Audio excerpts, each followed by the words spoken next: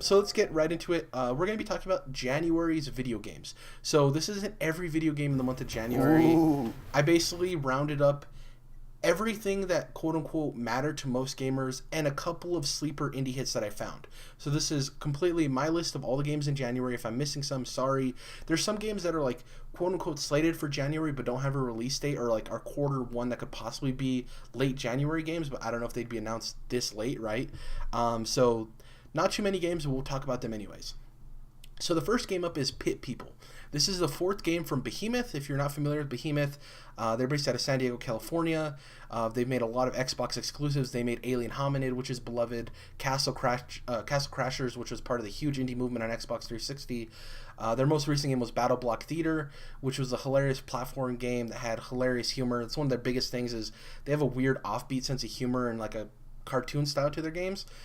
Pit People actually isn't necessarily releasing, but on January 13th it's coming to early access via PC and Xbox One, and it'll be out later this year. So if you're looking for a cool, fun, arcadey Xbox exclusive, you can get into the early access for Pit People, or you can wait till the end of the year, but January 13th is your opportunity to do so, and Behemoth makes really solid games. People have loved all of the games they've made, so this is just another one.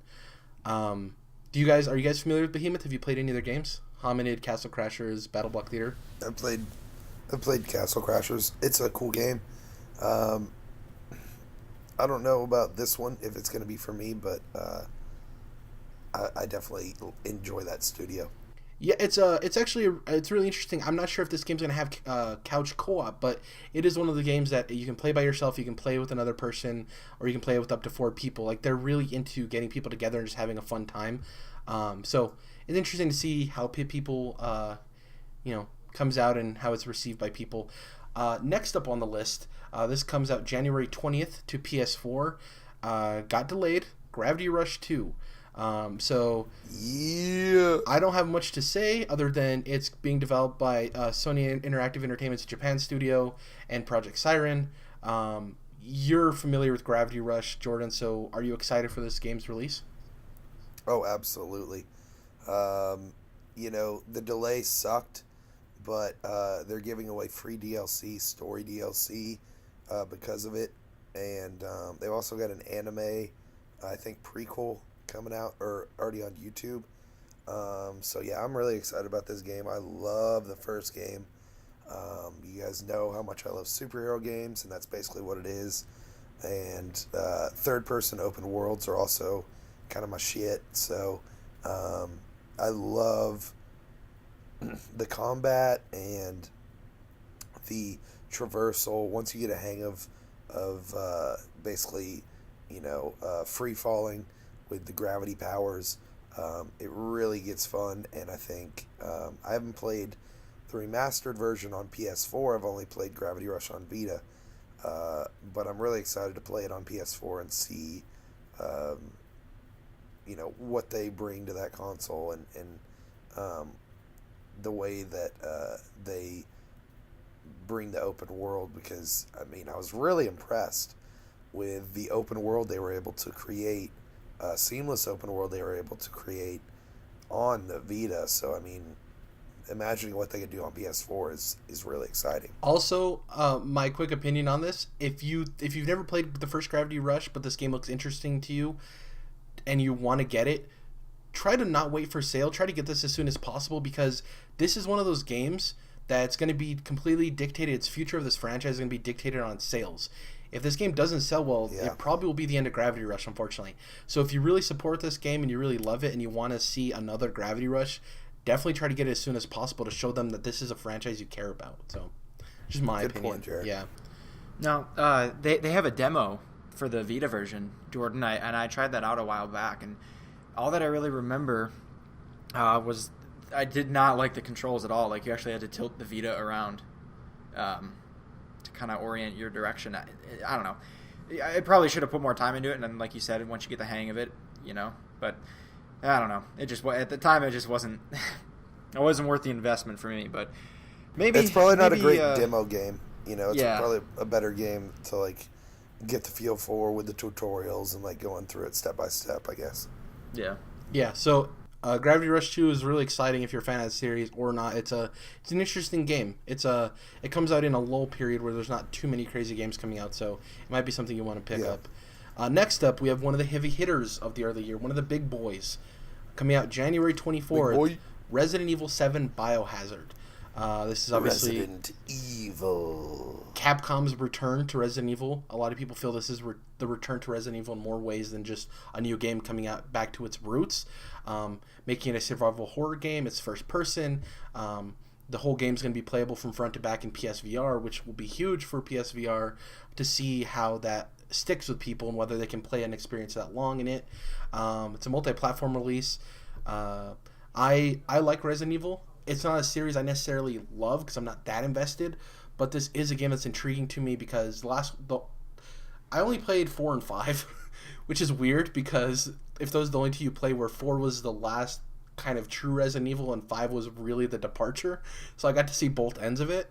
I have a friend who's a huge Resident Evil fan, and he's so excited for this game, and it's going to be interesting to see how well this sells because it is going back to survival horror and it's going to be marketed as a horror game and not so much as a shooter. So what do you guys think? Is Resident Evil 7 set to succeed? Is it going to be a big release? Oh yeah, I think so. I think people have been upset with the last couple of releases, and this is clearly a response to that. They're getting what the fans want, and maybe the fans don't want first person, but I think it's going to work out, and I think it's going to be a good game. I really do. But yeah, we'll have to see. Yeah, I'm glad they're at least making a new game finally and not remastering something else. That seems to be all they've been doing, and they're openly committed to that, which is bizarre. So hopefully this sells well, and they realize, we can make more money if we make new original games. Yeah. But if it doesn't, then they're just going to go back to their bread and butter of repackaging the same old shit. Yeah, it's going to be interesting. I think people are excited, and the game came out of nowhere, kind of, and people are super excited now, and we'll see how it does. Also coming out January 24th is Tales of Berseria. This actually came out a long time ago in Japan. Well, not a long time ago, but August. And it's finally coming to North America on January 24th. I've never played the Tales games. I have a friend who loves them, absolutely loves them. Interesting thing here is I think the other Tales games have come to PC, but this actually comes out 3 days later on Microsoft Windows. So it comes out the 24th on PS4 and the 27th on PC. So if you don't have a PS4 but you're interested in Tales, definitely check it out. It's a long-running series. I think Tales of Berseria is the 16th entry. So it's up there with Final Fantasy as far as tons of games. I believe the last game a lot of people didn't think was that great, and this one a lot of people anticipate to be a return to form. So it's, Bandai Namco trying it out again with Tales. They're going to keep making them as long as people keep buying them. So if you're interested in JRPGs, definitely check out Tales of Berseria. Do you guys have any opinions on it? I'm pretty sure neither of you are Tales guys, right?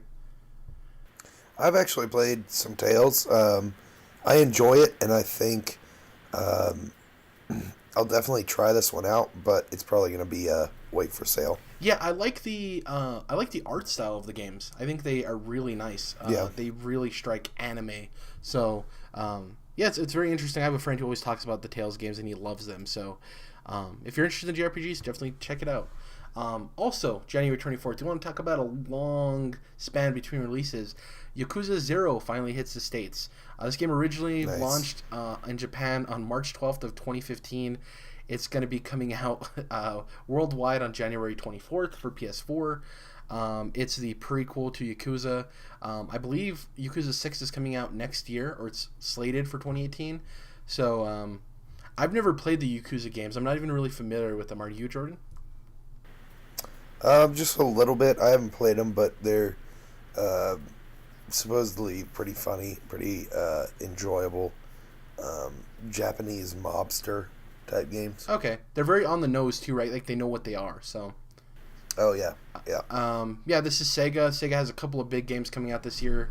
Sega. I don't think this is necessarily big, but I think people who love Yakuza are going to pick up this game because it finally came over people wait for these Japanese releases. When they come out, they attack them like hounds. So I think people are super stoked. The next game is a game that probably not a lot of people know about. So this game's called Memoranda. It's coming out January 25th to PC. I found this game to be super interesting when I was looking through all the games coming out this month. So essentially what Memoranda is it's a 2D point-and-click adventure game, but it's based on short stories by a very renowned Japanese author, Haruki Murakami. And the aesthetic of the game and the art style is essentially, what I wrote down here, is a mix of Courage the Cowardly Dog and James and the Giant Peach. So it's a mix of those two aesthetics into one. It's very creepy. It's very beautiful. It's very well done. The art is gorgeous. And it looks like it's a Kickstarted game. So obviously so many people are interested in it that they reached their goal. And I know 2D point and click games aren't for everybody, but if you're into those type of games and it looks interesting to you, definitely give it a chance, because it looks interesting, and indie games deserve your support if you're interested in them, so it looked interesting. So the last game here, also another indie game. This comes to PS4 exclusively, and this game, so it's weird. I was looking at this game, and most of the places said it was coming out January 31st, which I think is 100% a placeholder date, and so this might not hit January, but this game looks super interesting. It's like a weird isometric action adventure game. And I'll read you a little piece here. Divide is a character-driven science fiction action-adventure game with a modern take on isometric adventures of the past. Search for clues that reveal new insight into the story, interact with fully realized characters, and combat enemies by hacking out of sight or launching a direct assault. The aesthetic is a lot of grays and blues. Think about Alienation from Housemarque. And it definitely is in the isometric plane. If you know what an isometric game looks like, it's in that perspective. It looks very interesting. Like I said, I love indie games. So you have a couple indie games here. You have one for PC in Memoranda. You have one for PS4 in Divide. And you have early access for Pit People. So there's plenty of games here. Does Divide sound interesting to you, Jordan? I know you like your indie PlayStation games. Yeah, well, and the sci-fi, and I don't play a ton of isometric games, even though there aren't many, but everything you're saying sounds interesting to me. Yeah, it's by the studio is great. The studio's name is Exploding Tuba Studios. It's the first game they've ever made. I love the name. Game developers are great at making very funny names. Yeah, so that's it for all of the games for January. If you're interested, definitely check them out. I'll probably more than likely have links into the description if you want to check them out. So January looks like it's going to be an interesting month for video games. Usually the year starts out very slow as things are coming into its own, but we have some good games for the month of January, I would say. What do you guys think? Yeah, support that Gravity Rush. Support that Gravity Rush.